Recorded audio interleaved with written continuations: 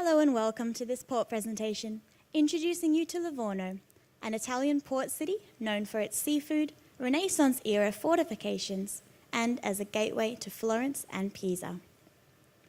Located on the west coast of Tuscany, Livorno is a port city which sits on the Ligurian Sea. The city is the third largest in its region, home to around 160,000 inhabitants, and is one of the most modern cities in Tuscany. Livorno was built in the 14th century, on water, similar to the city of Venice.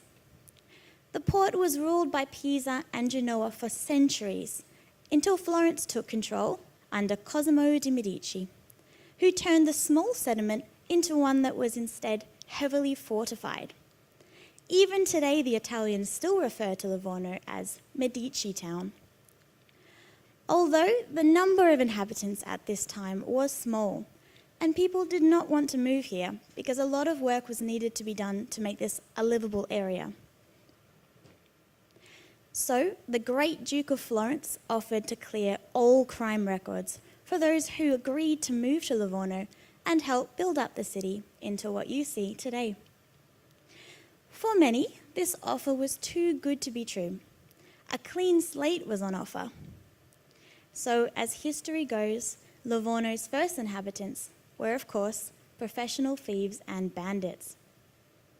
In the 17th century, the city became a free port. It attracted traders from across the globe. They brought exotic goods and new customs with them, as well as wealthy merchants and political power. We'll be docking right alongside in a large commercial port area. This port has many ships and ferries coming in and out on a daily basis. So it's a very busy, bustling port with a lot going on. A shuttle bus service is provided between the ship and the city centre, which runs continuously throughout the day. There is no need to pre-book a seat on these shuttles. When you are ready to go ashore, just head straight down to the quayside. Now, the best way to prepare for your day ashore is to read the full details of the service, which can be found in your copy of the Horizon newspaper delivered the evening beforehand. Another way to get the most out of your day on the shore is by taking a shore excursion. For those who have already booked a shore excursion or are still thinking of booking, when you make your way ashore from the ship's gangways, you will find our tour buses lined up for you, as well as the shuttle buses, and of course, our team will be on hand to direct you. Now, if you are independently minded and want to go off and explore on your own, then reaching Florence or Pisa by train from Livorno is possible. Just keep in mind that the train station is not within walking distance, so you will need to take the shuttle into town and from there, take a local bus or taxi to the train station. And as we are not the only cruise ship pulling into Livorno, public transport options can be very busy. So please allow yourself plenty and time and money to get back to the ship, just in case. Now, when in Italy, you really should make the effort to visit her most famous and historic cities and landmarks. The easiest way to see Italy's most iconic sites is through a shore excursion booked directly with us. You will be hopping on a comfortable tour coach directly from the quayside with a knowledgeable and local guide. This way you can soak up the unbelievable culture and history without worrying about the train timetables or the taxi fares. Now, the benefits of booking a shore excursion include that the tour coaches leave from and return back to the port. Our local operators are also always in contact with the ship, so in a case of any delays, your ship will not leave without you. Now, to the east of Livorno is Florence. This is the capital of the region of Tuscany. Florence does stand about 50 metres above sea level on the banks of the River Arno. It is home to a huge concentration of beautiful buildings, museums, cathedrals, and bridges, which all add to its charm. Though the city did have quite a dark history after the fall of the Roman Empire, people slowly began to question life after the darkness they had seen. This gave light to the thinkers and the artists of the time, those such as Da Vinci, Michelangelo, and Galileo. Michelangelo, who painted the ceiling of Rome's Sistine Chapel, was a massive presence in the city of Florence.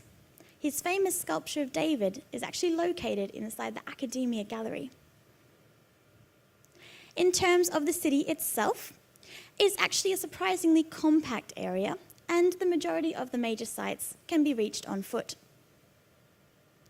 The central bridge is without a doubt the most famous, and it's called the Ponte Vecchio, or simply translated, the Old Bridge. Most explorations of the city start at the Duomo, the best known of the sites in Florence. This impressive orange tile dome was designed by Brunelleschi and finished in 1463. It was the largest of its time to be built without scaffolding, and the outer shell is supported by a thicker inner shell that provides the dome's backbone. The architect that designed the Duomo also designed another of Florence's prominent religious structures, the Santa Croce. This is a Gothic-style church that contains the tombs of Michelangelo and Galileo. Now, mentioning every museum and beautiful place of interest in Florence would be impossible because there are just far too many to mention. So, the best way for you to experience this city for yourself is by taking a shore excursion dedicated to Florence. The Introduction of Florence tour does exactly just that. It gives you a guided tour in the morning and then allows you free time to explore on your own in the afternoon. This full-day tour will take you past the stunning Duomo for excellent exterior views, through Signora Square for the opportunity to photograph Ponte Vecchio Bridge, and then you'll have the afternoon to explore at your leisure. In your free time, you can have some lunch, re-energize, or perhaps visit the interior of the Duomo. Now, please keep in mind, if you do wish to do so, you will need to dress appropriately. The transfer into Florence takes around 1.5 hours. You will need to take note of the meeting point and time given to you by your guide, as due to parking restrictions, coach cannot be held past its meeting time, and a taxi back to Livorno is very costly. This is a full-day high-activity tour that includes a lot of walking, so please read the full brochure description before deciding to book. If you would prefer to visit the city independently, but still with the comfortable knowledge that you'll be brought back to the ship, Florence on your own is a perfect option. This is simply a transfer service. It takes you from the ship to the city, leaves you to your own devices before bringing you back to the ship. It is worth doing some research before you go to make the most of your time, as there is so much to see.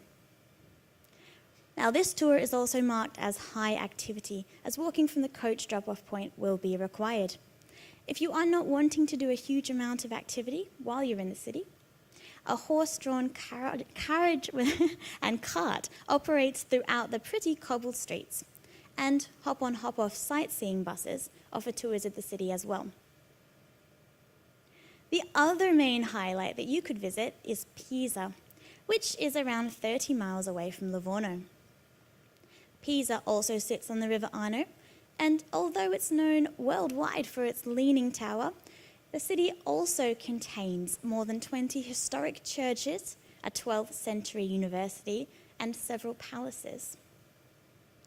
Easy Pisa is the ideal tour to see the city for the reason that it involves a minimal amount of activity. On arrival into the coach park, a trolley train will be waiting to take you on a tour of Pisa. Legroom on this train can be tight and it can be a little bumpy, but once you're all settled in, you'll start your tour of the highlights of the city. You will receive a narrated journey around Pisa, passing by the River Arno and through the Old Town. The route through the old part of the town will show you the narrow streets, the ancient walls, as well as some of Pisa's most important buildings. You will disembark at the Field of Miracles and you'll have half an hour to explore on your own. If you can't stand too long or walk very far, there are shops and cafes edging around the side of the field of miracles, and you can choose to buy souvenirs or sit and have a coffee instead. If you are okay on your feet though, and you're also looking to tick off the field of miracles during your call in Livorno, then half-day tour of Pisa is also an excellent choice. You've now had a very brief introduction to the highlights and delights of the region, and hopefully you're now feeling a little bit more up to speed into why we call into Livorno. Livorno itself may not be a spectacular place in its own right, but what is within reach of the port is absolutely outstanding. If you want some more information before you do arrive, remember that you have your port information guides in your cabins, and you will receive the Daily Horizon newspaper each evening. Well, whatever you decide to do with your day ashore, I wish you a pleasant day ahead in Livorno. Thank you very much.